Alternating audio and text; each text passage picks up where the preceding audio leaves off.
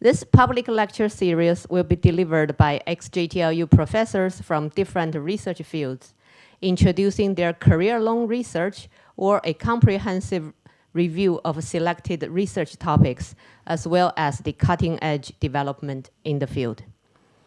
The lecture series will be offered throughout the academic year to both ex-JTLU staff and students, as well as the public lecture audience.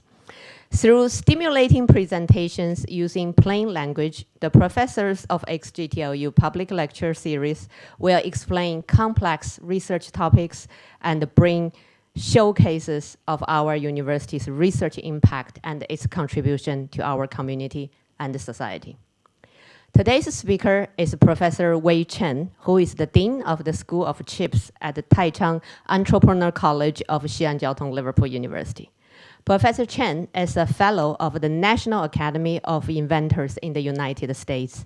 He obtained his bachelor degree from Jilin University and his PhD from the School of Chemistry and Molecular Engineering at Beijing University. He previously served as the Deputy Director of the Semiconductor Materials Development Laboratory at the Chinese Academy of Sciences. Professor Chen has long been engaged in cutting-edge nanotechnology research and has published over 355 papers in internationally renowned academic journals. His papers has been cited over 20,000 times with an H index of 70, and he holds 22 US patents. He was selected for the annual scientific impact and lifetime scientific impact lists in the 2024 Global Top 2% Scientists ranking. In 2022, he was elected as a fellow of the National Academy of Inventors, and in 2023, he became a fellow of the Distinguished Scholars College at the University of Texas at Arlington. Professor Chen joined ex-JTLU as the Dean of the School of Chips of our university's Taichung Entrepreneur College. Today, he will share with us how chips shapes our everyday life. So without further ado, let's welcome Professor Chen. Thank you, Dean Bebe Tang, for the introduction. Okay, I'm so touched and everyone being here because it is not easy time, right? Okay, yeah, and so today we are going to discuss called chips and life. Okay, well, what is life? What are the chips, right? What are major component in life? Can you guys see this question? Is love very important in your life? Of course not, right? Of course not, or of course yes. Okay. Actually, in my research lab, we can make a detector to detect someone love you or not. We call this a love detector or love sensor. Do you believe that? Okay. Then let me play again. Let's see. We use the mice for testing. And if two mice come together, if they lie together, you will see the dopamine will increase, right? You have feeling like that? You have experience for that, right? But if you don't like each other, if you hate each other, the dopamine will reduce. And you see those two guys. Listen. Oh, let's go back there. Okay. You see? Okay. Oh, sorry. I want you guys to look at this. Look at the two mice carefully, okay? When they come together, we have detected the dopamine. And we are going to make this sensor available for everyone to use. Okay, if you guys are interested, come to see me, okay? So you can detect someone, okay, and fall in love with someone. Wow, interesting, right? And the chips can do that. Okay, so in the future, you wear the chips, you get along, you can feel, you can see someone like you or not. That's life, right? So in my presentation, I'm going to cover, hopefully I have enough time to cover those topics. Okay. First of all, we want to know what are the chips, what is chip. Okay. And that definition of chips actually equate to integrated circuit, and there will be many transistors together. Okay, so those chips actually similar to our body. Okay, you know, we have cells, right? Cell is the most important fundamental unit for our body. And what else? We have protein. Also, we have some, we have fibers linked together. Also, chips, they say. Okay, not only the transistor, but we have other like the connectors. Okay, the capacitor, something to connect them each other. And that's important. You know, how many cells in the body? Anyone know that? Anyone know about how many? Huh? Who you say how many? How many cells in the body? Guess. Trillion. How many trillion? Wow, 10 trillion. Actually, very close. Okay, we 100 trillion cells, 100 trillion cells. Also in the chips, in the integrated circuit, they have something similar like that. Maybe not trillion, but absolutely billion. And okay, I will show you that. So let's look at this video to see. Combine a precise assembly of electronic Okay, I'm components into making one a bit very small louder. unit. They are built for an endless variety of specialized functions and are embedded into almost every electronic device. A microchip is protected within a case shielding connection pins going to and from the circuit board the chip is attached to. Microchips are generally used to modify analog signals or process and store digital data. Amongst all the microscopic wiring, Let's see tiny how many electrical switches, transistors called here transistors, in are the brain of in a your microchip. computer, in your Transistors iPhone, enable in the the chip to make decisions in the and chips, produce or in useful the results based integrated on some circuit. form of input. Now let's take a look inside a microprocessor, an advanced microchip at the heart of every computer system. This type of microchip performs a logical or mathematical operation on incoming data based on instructions from software. Digital text, sound, and graphics are all represented as a highly complex collective of only two electrical states, represented as 1 or 0. Called bits, these are the simplest elements of data computers work with. Incoming bits travel along a data bus, and within the processing core are operated on not by millions, but by billions of transistors. The constant switching of these transistors is interpreted into useful information. The results get passed to the integrated memory. Okay, so that's enough. Okay, so you got the idea what is called a chip or chips and how many transistors there.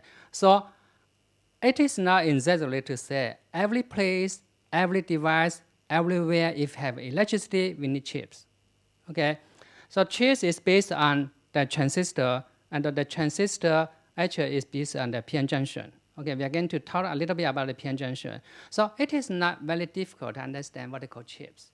Okay, chips, the function is similar to what is? The water faucet, right? Or tap, right? And you have this in everywhere, in your kitchen, in your bathroom, everywhere, right? And we use the water faucet to control the water flow, and we use the chips to control the flow of electrons. That is the only difference. Okay, that's the only difference. So it is not easy, not difficult to understand.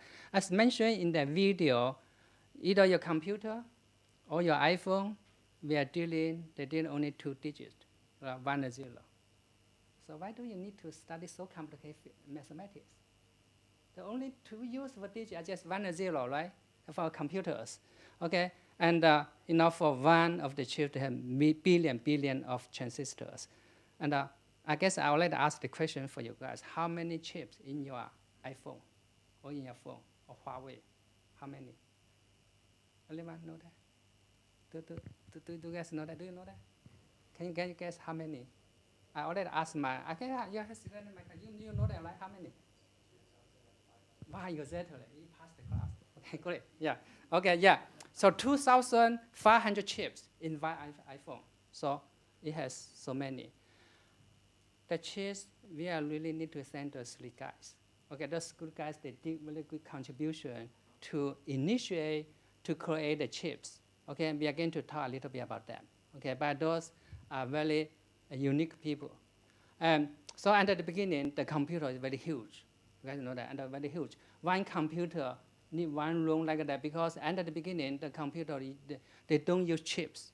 They use what? They use the called vacuum tube. Okay, so you can use vacuum tube to do that, right? You can even use your flashlight to do that. What you need to do is just turn it on, off. Okay, on is 1, off is 0. That's it, right? Okay, but using the tube, using a flashlight, it will be very, very slow. Also, will be huge, right? Like the computer, one computer, and the first computer is as huge as one room. Okay, so we have the chips. That's the first chips. They design. Do they look beautiful? Of course not. Even if that it doesn't look beautiful, but this design win the Nobel Prize. So it is necessary to be beautiful all the time, right? Okay, something not so good looking, but also very useful. So those three guys, okay, chocolate, Bardeen, and Britain. Maybe you can say this guy is a Chinese guy. Actually, at that time, his parents came to China, and he was born in Fujian, in Xi'an. Then he returned to USA. If according to the US regulations, if you are born in China, you are Chinese, right? And people in US, they say, you're born in USA, you are US. So we can call him a Chinese guy, right? Okay, so I want to talk a little bit about that. Okay, let's look at this video. 1947, a revolutionary moment in technology occurred when John Bardeen, Walter Brattain, and William Shockley invented the transistor at Bell Laboratories. This compact device, amplifying and switching electronic signals, heralded a new era in electronics. The trio's work on the transistor emerged from research on semiconductor materials. They discovered that semiconductors could effectively control electrical current, leading to the creation of the first point contact transistor. This invention was more compact, reliable, and energy efficient than existing vacuum tubes. The transistor's impact was monumental. It paved the way for the development of smaller, more powerful, and energy-efficient electronic devices. From radios to computers, the transistor revolutionized countless industries, shaping the modern digital world. Today, transistors, key to all modern electronics, showcase the ingenuity and foresight of Bardeen, Brattain, and Shockley. Their invention not only transformed technology, but also significantly influenced the global economy and daily life. So we were talking about the chips. What we really need to understand is that the transistor, how the transistor was. Okay, okay, I want to show you this, watch this video. I want to comment a little bit about the history of the chips, of the transistors. Okay, how those people are creative, smart, and very strange. Okay, and we were pretty much at wit's end, and somebody suggested that I see Sherman Fairchild. Sherman Fairchild was an entrepreneur himself and also a very wealthy man. He right away saw the possibilities and decided that Fairchild Cameron Instrument would invest the $1.5 million we were looking for. With the one. Okay, I want to start here. I want to tell the story. Okay, Shockley, he did a very good contribution to the chips, but this guy, he had very bad temper. Okay, he did not treat the students very well. If the student asked the questions, they didn't answer the question directly. They will ask the student a lot of questions. Then in the end, they say, your question is stupid. Okay, so he always did like that. So those of his students escape from his lab, from his company, to found a company called Fairchild. Okay, Fairchild. Then the Fairchild, then they made a lot of money. Okay, when they made a lot of money, the owner, the investor, the owner, the president of the company used the money to do other business, like construction, buildings like that. So those three guys, those guys were upset.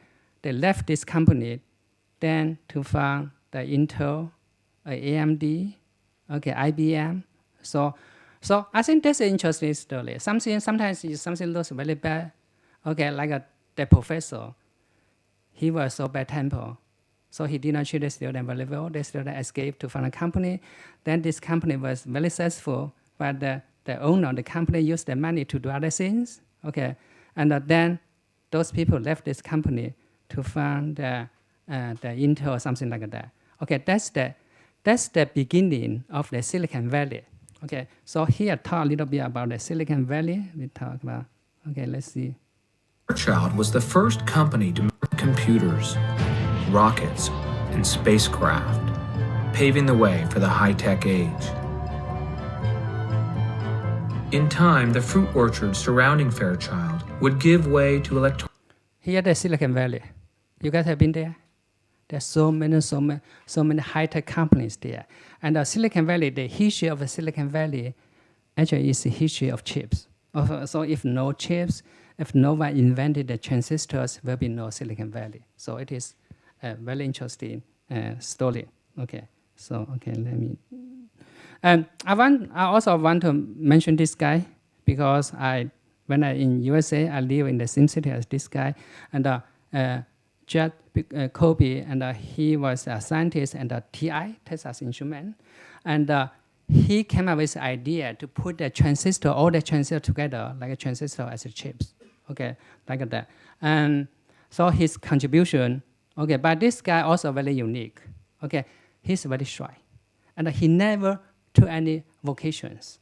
So when people go for vacation, he's these things in the lab, okay, and he received a lot of big awards, okay. When the president United give his award, okay, he just go there to take it and say thank you. That's it. Then his wife, his daughter say, oh, you cannot do that, okay? You need to say a little bit more. Okay, this is a big award. Then he go there again to say thank you very much. Okay, so very, very shy, very, very, very unique. Okay, but he did a very good contribution. Also, what the people in United States, we have the New England area. The New England area, like a Suzhou, similar to Suzhou, Shanghai, like Guangzhou, they say those people are very smart. And they say people from Texas, they say, you're just cowboys, right? What can you do with cowboys? But when he received this Nobel Prize, he really changed the vision of people looking at Texas. So Texas used his name as the Texas State, okay, like the holiday, using his name to create a holiday. So you can understand what is his contribution for that. Also, even in USA, there are a lot of them. There are a little bit too loud for that. Yeah.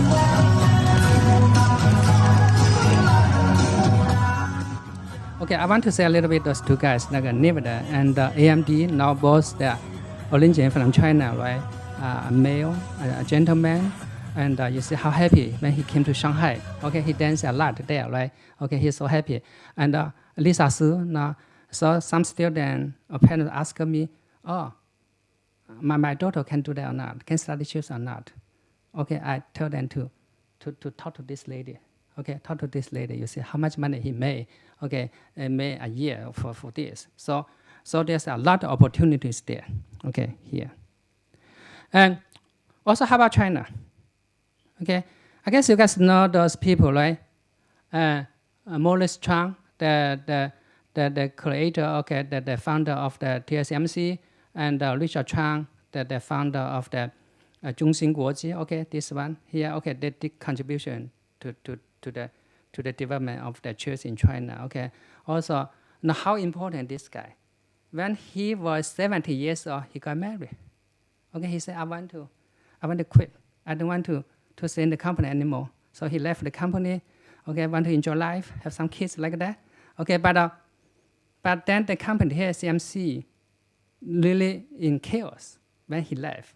So Suleyhanjo or a lot of people from the company came to beg him to come back. So when he was 94 years old, he's still the CEO of the company. You see how important this guy. Also, it means we need a lot of more people in this area. Like my supervisor, he's my supervisor, Academy Zhang Wang. Also, Lin Nanyin, they did contribution to the, also my supervisor to the semiconductor in China. Like she is the first one to make the single crystal silicon in China. Okay, so very important. Okay, so we talk a little bit about every technology. We need to focus on the materials. Using the materials, have good materials, then you can make the device. So the materials are very important. So I want to talk a little bit about that. Particularly, I want to talk about the silicon. That is the most important materials for that. Okay, we actually use sands. You guys know sands, right? You go to the beach, go to enjoy the sunshine. Okay, You see the sand. Actually, we use the sand to make the chips.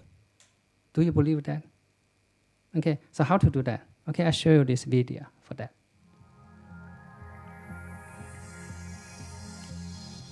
Humble sand. This is what the building blocks of the future are made of. But making them is a long process compromising a great many steps. First, the silicon dioxide in the sand has to be converted into pure silicon. After that, it is cut into wafer-thin discs. In Dresden, these raw wafers are 300 millimeters in diameter and less than a millimeter thick. In our clean room, up to 35,000 chips are then made from each of these discs. In numerous process stages, the wafers are given their characteristic surface structure. After coating with a photoresist layer, the wafer surface is exposed, developed, and etched. This results in the desired conductor structure. Such structures are hundreds of times finer than a human hair. Dopants are then implanted in the material to increase the electrical connectivity. This involves heating the wafer to more than 1100 degrees Celsius. 200 measurements are done. We will skip. I don't know. We don't want to watch Once this the is whole completed, scene, right? the microchip Okay. is assembled from as many as 30 such layers, like a mini skyscraper. Each layer has its own function. Interconnecting them makes the microchip highly complex. So we use Semiconductor chips, sands the building to make the blocks of our chips. future. Okay, you know the sand is expensive. You can get a lot, right? Okay, once you use the sand to make the chips, how expensive it is? Okay, maybe 10,000 times, even 1,000,000 times. Okay, we don't know. Okay, yeah, and I look at the book called Psychology and Money. Do you guys look at the book called Psychology and Money? The book say, so far invent a lot of things, but we haven't invented anything as good as the US dollars yet, as the money. But they say this invention, that is use sand, okay, to make the chips, is close to that. They say so far that is the most important, most valuable invention, that is use the sand to make the chips. Okay, it is so important. So I want to tell you a little bit about the materials. We have the core insulator, we have the conductor. If you have conductor, there's no energy gap as here. So when you have conductor, use the, and the semiconductor is just in between the insulator and the conductors. Okay, and here, the good thing is the energy gap is not too big, it's not too small, so you can control it. You can use in light and heat to kick the electron from here to here. So make it conductor, not conductor in this way. So we can have the 0 and 1, right? And for the metal, always conduct. So if connect, the electron always flow, so you cannot control it. And this one, the energy too high, there's no way to do that. So in this case, it is you cannot do that. Okay, that's the material. So something in between, you don't need to be too smart, okay, or too high or too low. Okay, something in between could be very, very useful. That is the semiconductor. Okay, the good thing for the silicon, and the people say silicon is the gift from nature to us, because so far silicon is still the most important material. In my opinion, even in 50 years, maybe silicon still dominate for the semiconductor or the transistors. Okay, so it is important. The good thing for that, you can simply dope in to make a p-type, n-type. Okay, make a positive or negative charge. Okay, like make a male, female, something like that. So very, very useful. Okay, I just go quickly about this. Okay, how to make the conductor p-type or n-type. Then you can make the p-n junction, because for the transistor we have the p-type semiconductor and the n-type semiconductor. P-type means positive. Okay, it means they have more holes, and then the n-type means the negative have more electrons. So only have the negative or positive put together, right? Okay, just like the society, we have male, female, right? And here they have a p-type, n-type. So it is quite very important. Okay, very important for those. Those are very good material. And then we can make the p-n junction. Then we can use the p-n junction to make the material to make the p-n junction. Okay, so as I say, that's the most important invention in the century.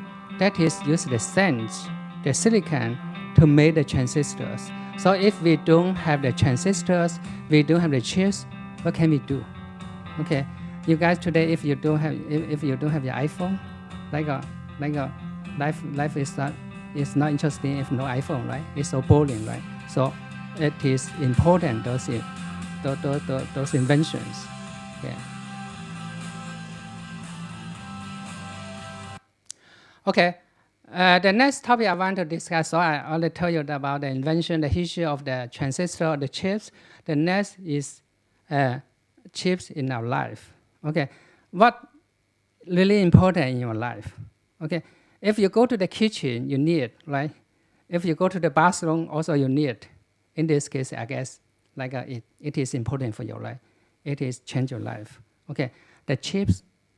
And the chips, the iPhone, like in the phone, the Huawei, we have 2,500 chips. So you go everywhere, you put in them, right? Like this one, I already mentioned to you. Okay, how many chips here in the phone, and how many in the cars? Okay, now the electric car, they have almost 5,000 chips, 5,000 chips in there. Okay, so. For example, you go to the kitchen, Are you tired need of them, buying right? kitchen supplies all over the store?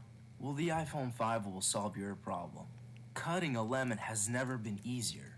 iPhone's sharp sides can make that do a lot of possible things, with right? ease. Okay. Look at the amazing precision cut with this beautifully designed iPhone 5. Do you guys do that? Huh? So iPhone not only for Tired of for cutting your vegetables on that WeChat. huge Okay, I can cutting use for a board lot that of just takes things. so much So space it is and room so good in your life, kitchen? right? Well, the Okay. iPhone 5 will solve your problem. With a nice 4-inch display. If you guys never do that cutting yet, vegetables okay, has never done that been yet, easier. try Need it. to make that Okay, sandwich try for to see if lunch? your Well, iPhone then who needs can a do knife things when you like can that. use the iPhone Okay. 5 as a spread on your sandwich. Need to make a soup for dinner? Wow. Well, then who needs a spoon Is that when great? you can use an iPhone 5? Mixing spices has never been easier. Best of all, the iPhone 5 does not require any cleaning, so throw away that dish soap and take out the apple juice. The apple juice has a unique ingredient in which it eliminates all odors and residents on the iPhone 5, so it makes it clean and reusable. Hope you guys enjoyed that video. So if you go to the bathroom, maybe you also put in your phone, right? Like this lady.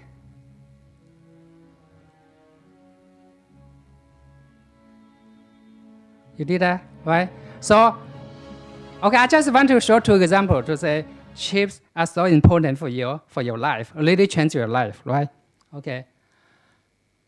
And not only for fun, for the kitchen or bathroom, also for a lot of things, like the speaker I'm using right now. Actually, if we don't have the chips, A transistor actually, is a if we don't have the semiconductor chips, device that then can we really rectify, cannot amplify, and cannot switch do electronic that. signals. Okay.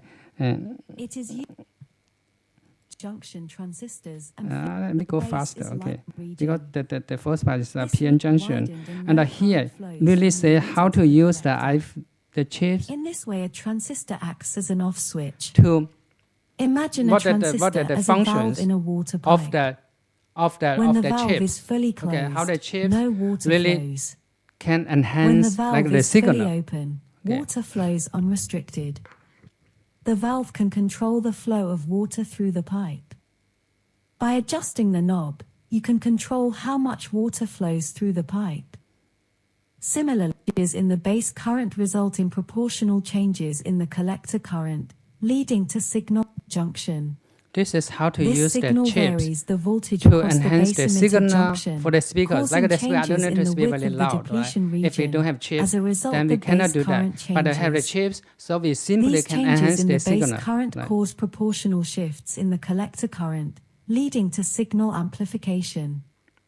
The amplified output signal appears across the collector-emitter junction. This output signal is essentially a larger and amplified version of the input signal. By controlling the base current, we can control the collector current, and thus, amplify the input signal. To extract the amplified signal, a load resistance is connected in series with the collector terminal. The varying collector current, modulated by the input signal, results in a varying voltage drop across this load resistor. This voltage is the amplified output signal. We hope this video has provided valuable. So that the chips, okay, they use like a switch, to turn the electricity on and off, like the current, right? Also to enhance or reduce, okay? Just similar to the water faucet, right? Similar to faucet. Also, if you guys to go to the hospital, Electronic stethoscopes can convert sound waves this to one electrical signals, which also enable need them chips. to listen, Okay, record, so we're and talking playback about sound waves chips in the coming life. from the body. So everywhere, most in the popular ways kitchen, used to in the convert sound bathroom, in the signal to electrical hospital, signal in the is classroom, using a we piezoelectric material. all need the chips, right? The special property of piezoelectric material is that when external stress is applied across the material, it can generate voltage. Let's take a look at how these materials are able to exhibit this unique property. Consider this structure of a silicon dioxide material, popularly known as quartz crystal. When we take a look at this structure from a specific angle, we see it has a hexagonal shape. The big question is why the piezoelectric material produces an EMF across it when you apply a force. To get the answer for this question, first we need to understand a concept called electronegativity. Here, the oxygen and silicon atoms share negative than silicon. The quartz crystal, these don't coincide anymore. We don't want to see which the latter, details, okay? More will be And the material. very important to know that understand how to use that. Now, let's study the working of an electronic Like stethoscope. you go to the hospital, The electronic the doctor stethoscope use has a this very machine, the thin tools diaphragm to look at, connected to the to look at you, piezoelectric to hear material. your heart, something like that. When and the sound that's waves also hit need the the diaphragm, chips. it oscillates, So, making so compressions or expansions I in hope the I piezoelectric made a material. case. Okay, This very good. produces That is voltage across everywhere the we material need the proportional chips. to the amount of. Okay. So there are many applications in our life that we need to chase, even the solid state lighting, okay, the car, the hospital, okay, the hospital everywhere.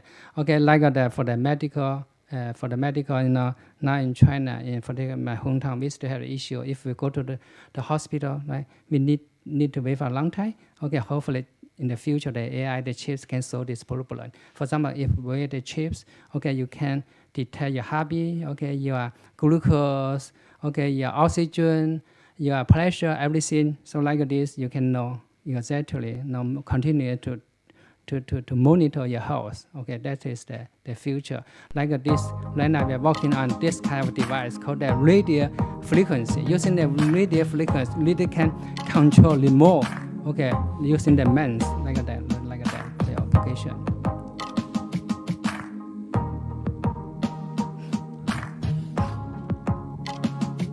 Like the remote control I'm using right now actually is based on this. Okay, based on the chips. Okay.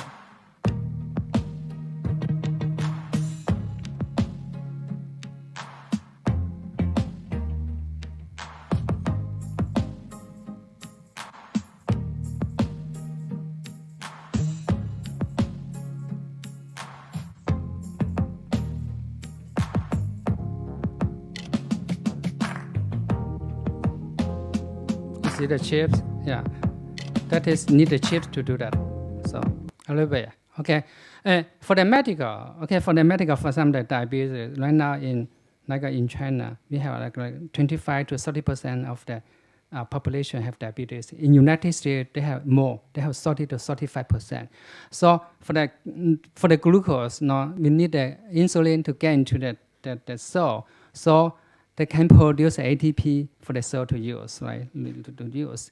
But as I mentioned, the glucose, okay, detection is so important because a lot of diabetes person, okay, and the sugar actually is not so good. I know we like sugar, but sugar sometimes is really harmful, okay. And for the cancer cell, they have a lot of those receptors, so they can get more glucose get into the cancer cells. Okay, for the normal cell, they don't have so many receptors. So if they have cancer cell, okay, if they eat the sugar, okay, the cancer cell will take all of them. Okay, this is why the cancer patient die. So that to detect the cancer, to detect the glucose is so important. Okay. Also, we know for the normal cell, if we eat, Okay, we eat 1 glucose, we can produce 36 ATP, but for the cancer cell, they produce only 2. This is why the cancer cell, they need so many sugar.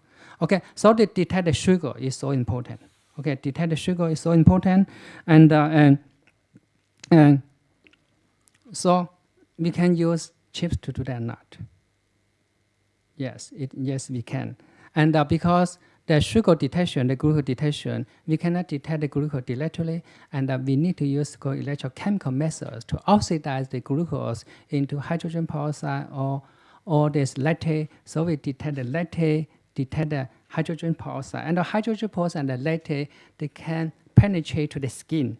So in case we can use the chips on the skin to detect the glucose, because we can detect the hydrogen peroxide and the lactate, so we can detect that. So this is the message how to detect the glucose. And those glucose, as I mentioned, if the glucose in the bloodstream like that, we cannot detect that, right? But when the glucose oxidizes, they move those like hydrogen peroxide to the skin. So in this case, we can in the skin to detect those glucose, and then because they produce the current. So again, in this case, we can connect to our chips. Okay. So right now, a lot of companies, including Microsoft, Google, Facebook, they invest a lot of money. That is how to use the chips to detect the glucose and the heartbeat and the prostate cancer, something like that. So in the future, it is really possible use chips to do that. Actually, we are working on this. Like we use the nanoparticle I invented to oxidize the glucose, so we detect those glucose and connect to the chips. So the chips can give the signal, so use the iPhone to monitor your glucose. That is what we are doing. Okay, so here I show you a little bit about the glucose detection. Okay, a glucose sensor essentially measures trying to measure, in our case, glucose. Yeah, so then the we have a chemical methods. Fermentation.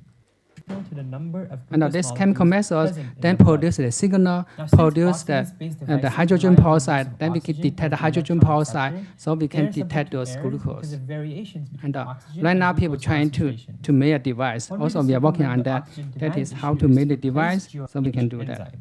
Sure. Okay, let me see. So still right now people do that, but in the future, that is this way. Like you wear the chips like that, and the chips can tell what is the glucose level. Okay, that is the future, and we are working on this. We are also working on this project like that. Using a filament coated in glucose sensing enzymes. These sensors are typically inserted under your skin. Okay, okay. Now I want to talk a little bit about the challenge. Okay, what the challenge for the chips, particularly in our country? I think the challenge right now is and there's a lot of challenges. One is about called the Moore's law. I mentioned you guys, the guys know that the founder of the Intel. Okay, he said when as time goes on, the chips become smaller and smaller. Okay, becomes smaller and smaller, and then we need a special technology. Okay, technology to make the device small. So why we need it small? So this is the Moore's law. Like of course, when time goes on, when we make the chips smaller and smaller, then become cheaper, and then we can put more chips to the circuit, right? To the circuit. And so, for example, because what we want to do, we want to this is the gap, the gap, and we have the transistor. We want the electron from this side move from this side to the other side, right? Of course, when this gap becomes smaller, the electron will moving faster. In this case, your iPhone will be faster, right? Okay, if you download some document, your computer, you say, oh, sometimes so slow. Why so slow? Because the electron moving from this side to the other side, it takes a long time. Okay, if we make it smaller, so it will be faster. Okay, this is why we need to make it smaller and smaller. Like this, if we make it smaller and smaller, then the price will be cheaper and cheaper. Also, we can put more and more chips on the screen. And this is one example to say why it needs smaller. For example, if you we only deal with 2 digits, right? 0 and 1. So from here to here. So if that becomes smaller, we fill out the water, they will be faster, right? Okay, that is a good example to say that you fill this 10 Okay, if they're smaller, then we can be faster. Like from electron from here to here. That is why we make it smaller. And right now in 2000, and in like the United States, they already made like 5 nanometers. Okay, last time we said that Huawei, they made the iPhone 7 nanometer, that is very close to this 5 nanometer. Okay, in the future, could be small. But how small it can go down to, because if it's too small, okay, there's an issue. Because too small, the electron can go directly, so we cannot control it, the leakage. Okay, that's the issue. So those are challenges. Another challenge is the lithography. Right now, we don't have very good lithography. The lithography, the wavelength, the shorter the better. Because according to this, like this equation, that how small that the chips, the transistor we can make, the gate we can make, depends on the wavelength. Okay, if the wavelength shorter, then the resolution will be better, right? The distance will be shorter, okay? And that's the lithography. Right now, only ASML, that is only one company in the world can make that device called EDU or EDU, and those one. And it is not easy to really get and to build or to get something like this yet. That is one of another challenges. Okay, how about the future? Okay, I think the future one is the new materials. We need to work on new materials, because the materials depending on the technology. If we don't have the material, right now we have the 4th generation, the 2nd generation, and then right now like in Suzhou, we have working on the 3rd generation. Actually, in chip school, we are working on the 4th and the 5th generation. We are working on the new materials like this one. Okay, and like this one, an accidental I discovery invented in an this Arlington material, lab could mark and a this big material change in the way reported by the doctors treat CBS. some forms of Okay. cancer. I'm not going Vilma to Avalos tonight explaining show a from lot the of University of advertising Texas now. at Arlington. Okay, we still. All new at 10 o'clock. Okay. There's potentially revolutionary research happening inside this UTA lab. We're using this that is a material I invented, and here As and its at name indicates, GTU, this we are going to nanoparticle develop this is material as a tiny, new so generation small it can't of be seen by the naked semiconductors. eye. Hopefully, it can be Tiny, used for but chips. mighty, says its inventor, Dr. Chen. It is very effective to kill the tumor cells. Dr. Chen discovered the cancer killer by accident while working on a project for the Department of Homeland Security.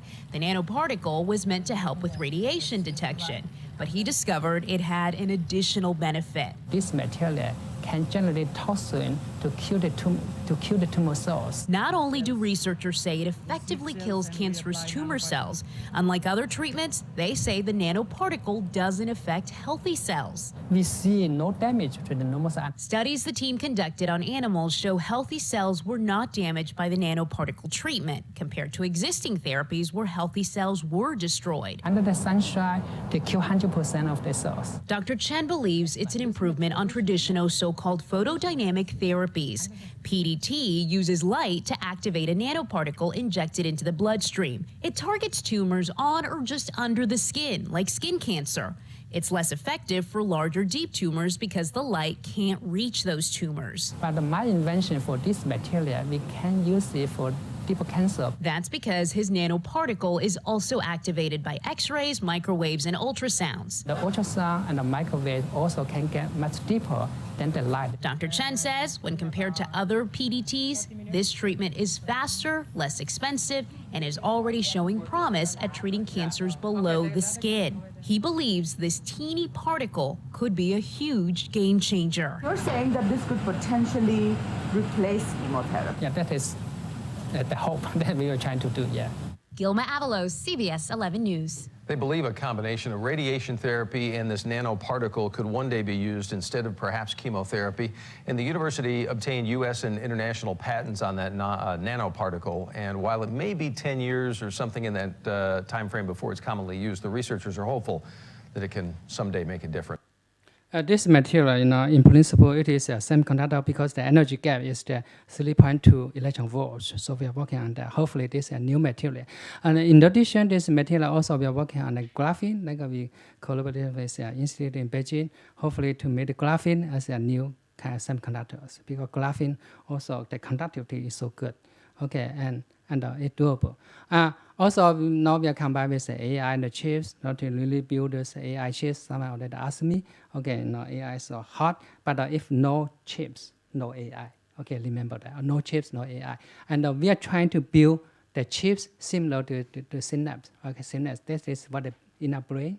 Okay, how we receive the signal from outside like that. And if we can build a system like the brain, okay, it would be wonderful. That's what we have to do. Also, we already try to make the device like that, and similar to the called transistor type, okay, device for memory, okay. And in our school, okay, we have faculties working on this, okay. So our school now we have in Taichung, okay, we have here our faculties, okay, our faculty members, and what we can do in our school, okay, what is our goal, our mission in the school, okay, and so we want to attract students, faculty members to our school. Also, I want to be the leaders, okay, the talent in this area. And in my interview by the PTV program, I already show some what is my plan for that. So I'm going to share this one, but it is in Chinese. I'm sorry. Okay, I'm going to introduce translate.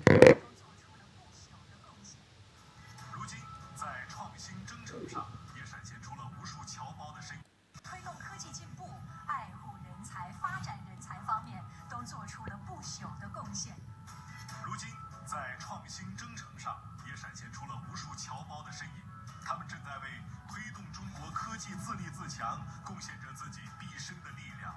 接下来我们要认识的就是一位玉林级的华侨，有请西交利物浦大学芯片学院院长陈伟，欢迎。作为国际知名的纳米医学和癌症纳米技术的专家，又在多个领域取得了很卓越的成就。我想问一下，是什么让您决定重回梦想开始的地方，重回祖国？首先还是这种爱国的热情，因为我作为一个中国人，我希望利用我的知识、我的经验来帮助我们国家的发展。我们国内目前就是各方面发展非常好，这是一个发展最好的时机。我希望利用我的经验来培养更多更好的人才，所以我就决定回到西交利物浦，担任这个芯片学院的院长。是，您出任西交利物浦大学芯片学院院长，这对您来说意味着什么呢？责任、挑战和信心。我要把这个芯片学院建立一个优秀的、漂亮的科研平台，要把大家都吸引到我们芯片学院，为国家的科技事业，尤其这个芯片做出贡献。非常好。那您怎么来看待现在国外的越来越多的这个优秀的人才啊，海外的这个优秀人才回国创业、就业这样的一个现象？不管我们到哪个国家，我们欢迎到英国也好，新加坡、加拿大也好，是吧？我们中国的青年就等不了，到国外去读书、去求学、去追梦，学成回来也去追梦。我看到很多人回来发展，就是中国梦的一个表现。如果让您对我们的青年学子说一句寄语的话，您会说什么呢？我希望我们广西的年轻人能以这个家耕精神作为榜样。做一个有担当、有抱负、有理想、有品味的，能面对世界挑战的青年。谢谢您，我们也祝愿您能够发展得越来越好，能够为我们国家培养越来越多的高科技人才。I'm sorry, it is in Chinese, but actually, my vision here, how to develop the school chips. Okay, so we want to build the school chips as a very good platform so that our trust students, faculty members come here together to do the research. Okay, and of course, I like the challenge for that. Right, right now we're still very new. Okay, Taichung. So, if you guys never been Taichung yet, okay, I want to show you that.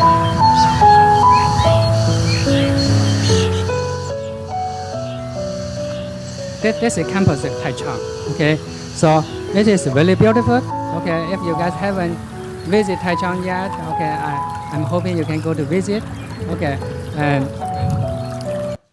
also Taichung is very beautiful. Okay, here I just went to biking, hiking in the weekend in this Taichung area. I mean, also I'm going to share with you guys to see how beautiful is Taichung. Okay, I really hope you guys, if you've never been Taichung yet, you go there to visit to see how beautiful it is. Okay.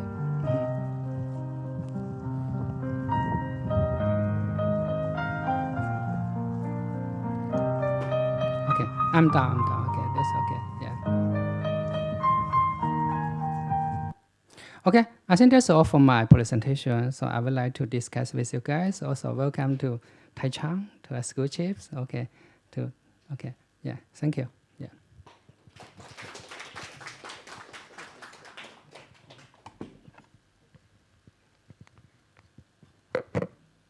Thank you. Yeah, go ahead. Thank you, Professor Wei Chen.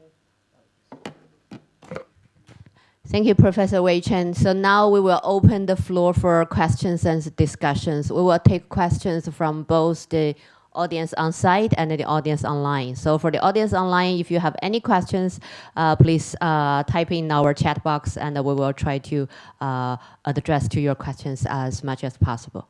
So anyone have any questions from the audience on site? You would like to ask Professor Chen? And just signal me.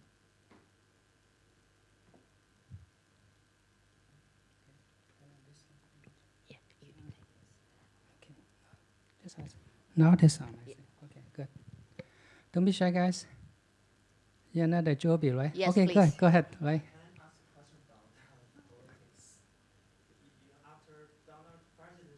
Oh.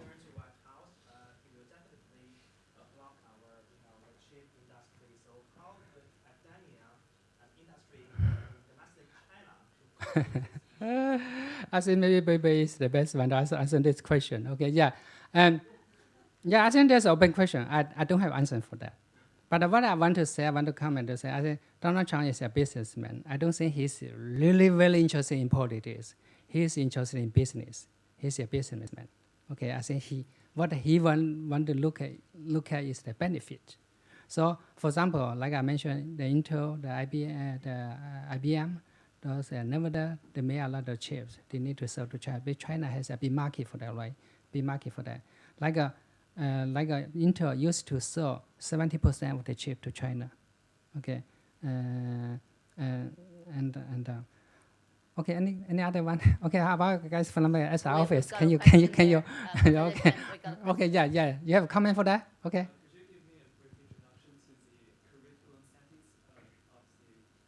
Oh, that's a good question. So for the curriculum setting, okay, right now we are trying to change. In my opinion, we need to have more optional curriculum and less required or mandatory or compulsory courses. Okay, that is what I'm trying to do in the school chips. Okay, I want to create a curriculum really based on the student interest, the personalities. Okay, that is what we're trying to do. But right now it is not easy yet. Okay, there's some. I hear some comments, some complaint about other courses. They say those courses are not related to what I'm interested in, what related to chips, something like that. We are going to do something like that. Okay, we are going to do something like that to create the curriculum, to meet the best of the students. Okay. Okay. Yeah, we can talk. Okay. Yeah. Mm-hmm. Any other questions or comments? Yes, please. Yeah. Yeah, go ahead. Do you want to? Yeah, you need speaker. Okay, give the speaker. Yeah, that will be easy. Yeah. Do you think it is possible for people to find another new material to replace silicon to make the chips more smaller? Because I think it is hard to find such a cheap material which can be produced by sand. Mm-hmm. Yeah, that's a very important and very interesting question. As I mentioned, right now the most important material for chips is still the silicon. The silicon is still occupy like close to 98%. Okay, in my opinion, in 50 years, and at least in 20 years, there's no other material can replace the silicon for that. And right now, Japan and the USA, they dominate. They really dominate this area, the high pure silicon. They occupy like more than 80% of the market. Okay, in China, we have maybe less than 5%. Okay, but little. I think your question that is what we're trying to do. If we can find a new material to replace silicon, okay, for chips, that would be great. But I guess it will be difficult. imagine it may be difficult. Right now we're working on the graphene, the carboxylamine, or other materials. Okay.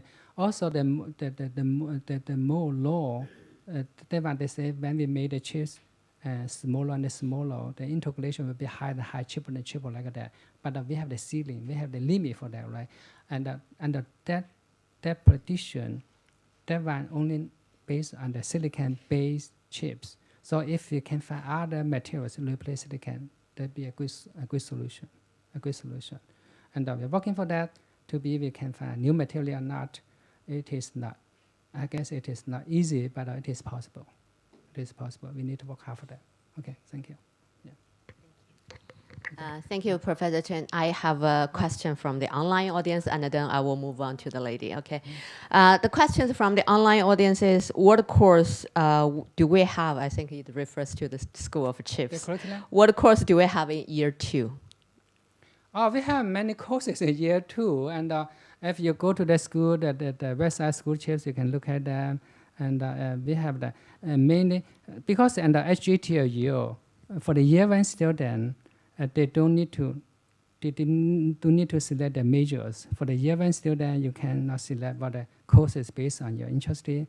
But for the year 2, for example, if you came to the School Chips, you need to study like a semiconductor physics, the device physics, the fabrication, okay, the design, how to design chips, something like that. Okay, but something very fundamental. And not the second year of the school, like in any major, like in just like a beginning of the major, like the second year, we consider the second year as the beginning of your career, of your journey in chips. So you need to learn. We design the classes very fundamental, like even the computer science, something like that, to learn, because you need to learn the computer science, the language, so you can use the computer to design the chips like that. Okay, and we have that. If the student or someone interested, we can send our information. Okay, yeah, go ahead. Thank you. The presentation. Mm-hmm. I'm from the School of Languages. Oh, good. Right. This is very, very lots of rationales. I'm not very familiar. I have noticed on the slide there are 2 characters, 2 chu. Maybe that is the core part for ChatGPT, right? 2 chu. Yeah, that's something I read from some material. Mm-hmm. I think that one is the core part for the ChatGPT AI technology, Mm-hmm. right? Mm-hmm. Yeah.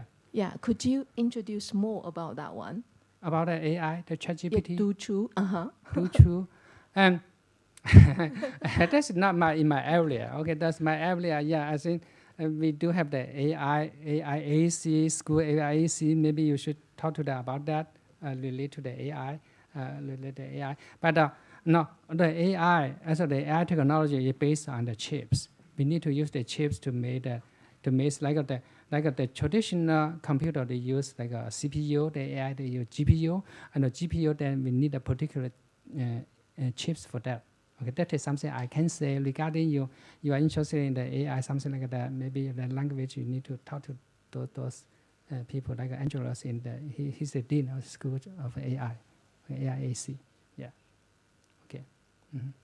Thank you. Any further questions or comments?